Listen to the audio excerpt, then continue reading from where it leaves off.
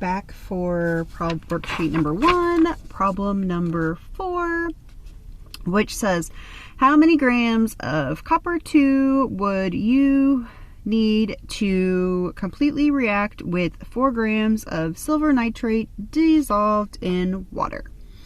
All right, so first thing we're going to do, it is telling us that you have copper and it's going to react with silver nitrate. So first off, we're going to start with copper. We know that copper is Cu, so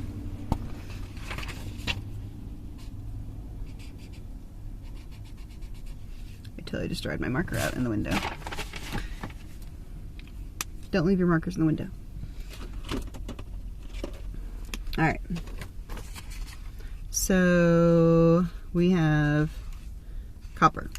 So we have the first part of our problem. And then that's going to react with silver nitrate. So we're going to look at our handy dandy periodic table. And we're going to find silver, which is right here. And we're going to be like, oh, look, it's on that crazy little diagonal thing that we had to memorize that goes aluminum's 3, zinc's 2, and silver is +1. So we know that silver is going to be +1. So we will write Ag. And then just for me to remember, I'm going to put a little +1 up here. All right, and then I'm going to be like, okay, what do I have next?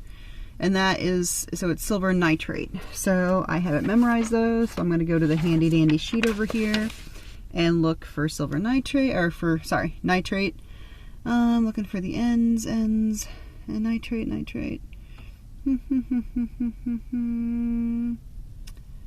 dun, dun, dun, dun. There we go, nitrate. So nitrate is NO3 with an oxidation of -1. All right, so I know that this is going to be NO3, and that's a -1. So that tells me that neither one are going to have subscripts, because these are just going to cancel each other out, and we don't put 1 down here anyway, but they cancel each other out. So now we need to know what this makes.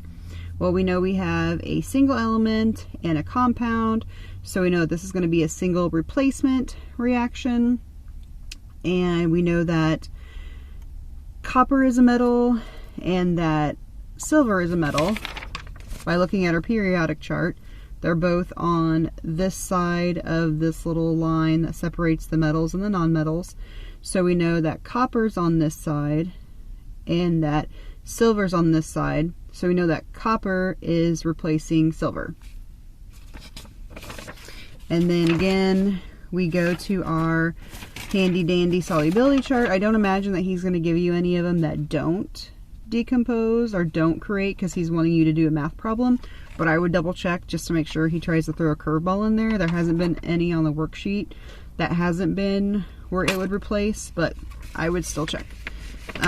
So we look here real quickly. Copper is above silver, so it is going to displace it. All right, so we draw our little arrow. We know that we're going to have silver by itself, and then copper is going to replace silver in the compound. So we have copper, and go back in the problem, because we know that copper is one of those transition metals where it tells you whether it's a 1, 2, or 3 charge. In the problem, it tells us that it's a 2. So copper is going to be a +2. And then we're just carrying our nitrate down from, or over from the other part of the problem. And that was NO3, and that was a -1. All right, so here, copper is not going to have a subscript because nitrate is just a -1. But then copper is a +2, so we're going to put nitrate in parentheses, and then this is going to be have a subscript of -2. All right, so let's balance our equation now. There is 1 copper on each side, 1 silver on each side. There is 1 nitrogen on the left side, however there is 2 on the right side, so we're going to know that we got to at least put a 2 here, so we'll go ahead and do that, and then we'll finish out. We have 3 oxygens over here and 6 oxygens on the right side. So now we're going to multiply that 2 on the left side for everything, so that gives us 2 silvers, gives us 2 nitrogens, and then gives us 2 nitrogens and 6 oxygens. So let's look back at our chart. We've got 2 coppers on both sides. Okay, everything's balanced but the silver. So we need to have 2 silvers on the right side of the equation. So to do that, we need to put a 2 in front of the silver here.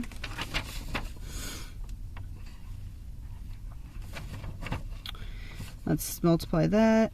All right, so once we multiply that 2 by the silver on the right hand side, we now have equal equation and equal chart. So just go back in and put the 1 in front of the copper and the 1 in front of the copper nitrate. So that gives us our balanced equation. Hopefully that you can see that. All right, so then I'm going to make another video to show how to do the math.